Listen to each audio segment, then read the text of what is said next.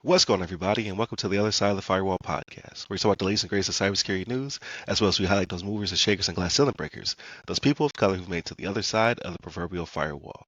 My name is Ryan Williams, and as always, I'm joined by Shan Tynes. What's up? What's up? And Daniel Acevedo. How's it going, guys? What's going on? So, welcome to the podcast. So, Monday, Tuesday are topics, Wednesday discussion, Thursdays Ask a CISSP, where I talk to somebody from the industry or those movers and shakers, people doing great things within our field. And then Fridays, everything else, movies, books, games, all that good stuff. If you're tuned in to us on 99.1 FM out in the Atlanta metro area or via TuneIn, so you can listen to it anywhere, then you'll get everything all in one episode. So definitely continue to check us out. And without further ado, I give it to Shannon. All right, everybody. This next article comes from The Record, written by Dorina Antuniuk. I hope I said that right. Maybe I didn't, though. better than the rest of us. Sounded good. Yeah, but the title is Iran and Russia deepen cyber ties with new agreement, right? So you got Iran and Russia who said, okay, let's work together when it comes to cybersecurity, right? Which kind of seems like it's an oxymoron when it comes to those two countries. I like how you pronounce it correctly, because I'd be like, Iran. It's always an Iran, Iraq, right? Like that's how I remember it, right? But that's how I learned it, so that's just how I always say it. But yeah, the two countries have their military security and technological ties have become intertwined now, right? So these two countries, right, they are two of the most sanctioned in the world, and that's not hyperbole, right? Like they are literally two of the most sanctioned countries in the world, and they figure, okay, and this is what happens when you start doing this, right? Is you get these countries that they'll find a way to align with each other, right? And be like, okay, if it's us against the world, it's going to be us against the world, and this is what we're going to do, right? And the reason this is dangerous, right? Because when it comes to cybersecurity and threats that are out there, some of the bigger ones are out there, right? Are Russia, Iran, North Korea, your China's, right? So like it's in what I consider the big four, right? The four horsemen of cybersecurity danger, right? Is what I would call them. But yeah, it's them working together, right? Just to Russia has attempted to disconnect like from the internet world, kind of like China does, right? Like they have their they call it like their their good internet or something like that is what they call it. But it's just really what it is, just filtering out news they don't want people to see, right? China does the same thing. Iran is doing the same thing, right? So there's no free speech really in those countries when it comes to what's presented to them on the internet, right? And really, it's them just Russia is very good at this when it comes to being out there and doing things and denying that they did it. China as well, right? But I think there's just going to be more of this. I mean, both of them getting together, putting their technological forces together, right, and working out with this deal, we're going to see more of it to where we're going to do the research. We're going to say, hey, this was Russia, which means it could have also been Iran, right? This is Iran, which means it could have also been Russia, because it's going to be a sharing of technologies and things of that nature, right? Because they are so sanctioned, so they only have each other to turn to, right? So we're going to see a lot more on this in the future, right? This is I'm guaranteeing we're going to see a lot more of it's Iran or it's Russia, and it's going to be a combination of the two, right? There's going to be something in there where they're going to be like, well, Iran contributed this or Russia contributed this, and that's just what we have to look forward to. And it's not something I am looking forward to, but it's just the future. But Daniel, what's your thoughts on this, man? Definitely. I think the only note I have on this, I don't know why I didn't write more, was the personification of the enemy of my enemy is my friend. So it's pretty much, like you said, they're both the most sanctioned nations in the world. And they're honestly also kind of ahead of the game in cybersecurity and, hacking and gaining access and persistent threats and these kind of things. Iran and Russia have always been kind of like forward leaning into that area. So I don't know why now they would decide to make it like Instagram or Facebook public. Like, hey, we're merging. I'm getting down on one knee and we're exchanging rings. When I think it's kind of already known in the intelligence community and in the world that these two countries share a lot of, hey, this is how we do APTs or persistent threats. How do you guys do it? They share that information. And I don't know if it's to say because, somebody new is in office in the United States talking about how they want to make that nation great again and kind of where they're going to be forward leaning in AI and all the kind of, funding they're doing. Hey, I'm not trying to pick a bone with the new president. I'm going to say that right now. But I do think there is a correlation, right? Why those nations are now being vocal and saying, "Hey, look, we are allied, and we are sharing this type of information, and we're going forward. Not only are we going to share how we do business, any new technology that we have that we develop, we're going to share with the other nation, and it kind of makes them a lot stronger in that aspect to say, hey, you might be trying to get stronger in your nation, but we're not going to be bullied over here. And I know a lot of the world kind of sees the U.S. as the world's police sometimes when it comes to conflicts. So it puts a lot of pressure on the U.S. in a very particular area on how it's going to respond in the cyberspace and in the AI space moving forward with whatever conflicts are worldwide.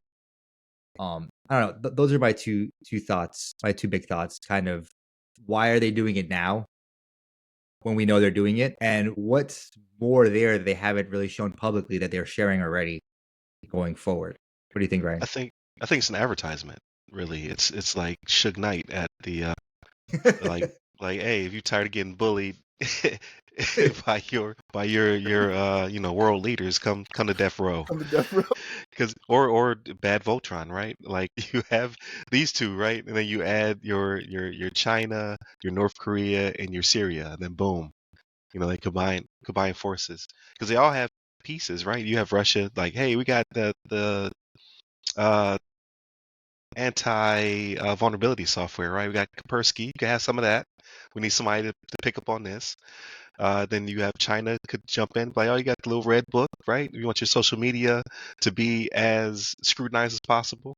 We don't do the TikToks over here, even though we get that to America, and so on and so forth. So it could be pretty deadly when it comes to their capabilities. So that does kind of unsettle me a little bit about it, but at the same time, everybody needs a friend, so I can't hate on them, right? Like, it's lonely out there, right? If you are being heavily sanctioned the way they are, like China, if China were to join this collaboration, right, they can't get their Huawei devices out to the States, but I can sell it to my buddies, to Russia, Yeah. to so on and so forth, right, to continue to make that money and to continue to upgrade our tech. So they need an outlet because of their sanctions. So why not go to their fellow peers that are also being sanctioned and say, hey, let's share this technology and things of that nature. So, and here's the thing, right? So, like we know we have what I call the big four, right? You got your North Korea, your Iran, your Russia, your China. So, like, it's not just them though. So, like, there it was. I can't remember when it was, if I'm being honest, but China and India are getting friendlier as well. You know what I mean? So, like, India, large country, right? Two of the largest countries population wise in the world, right? So, even if India, if we don't consider them a threat when it comes to being in APT, right? Excuse me. When it comes to them being in APT or doing anything like that, they have a lot of people that are available to do these certain things if they team up with China, which is also teaming up with Russia, which is also teaming up with Syria, Iran. You know what I mean? That would be 2 billion people, right? Because they're a billion apiece. More. They're like 1.5 more than a billion apiece. They're 1.5 apiece. Jeez. India and China are like going back and forth, like for who has the most population. India's been up a little bit because China's has been going down. Right, it got steady decline, decline, yeah. But India, they're like 1.5 at least, and they believe that's an underestimate because they got all those, like especially in China, they got all those little places out in the middle of nowhere that they don't think are getting counted correctly. So, yeah. It's at least 3 billion of the 8.5 we have on this earth, right? We're outnumbered, right? Well, so I guess and this is just speculation, right? This is just me thinking out loud. But to our benefit, right? For the, I forget what we're called, the Five Eyes, right? We still own the internet to a certain extent, right? All the major nodes are in the States or with our peers, and we've gone through, I think in the last administration, I think the Biden administration, where we kind of opened up a lot of the IP space that was left over from the military. So that way we could, I guess, either do better in the IPv versus IP6 conversion, if you want to look at it that way, or if you want to look at it a little bit more nefarious, we had the ability to DDoS the mess out of somebody if you really wanted to. Yeah, we did it. We did it. Yeah. So we do have certain capabilities, and they can't bifurcate the internet. They can't say, well, we'll create our own internet, because they will have no knowledge or information past the date that they start their internet, right? So they always have to there always has to be an en route to the big internet. So we do have that to our benefit. but you can only beat somebody up so much before they go find a buddy to do what they need to do. So it's like, oh, do we sanction them more? I mean, like at the end of the day, they're gonna at some point develop their tech. They're gonna their techniques, tactics, procedures.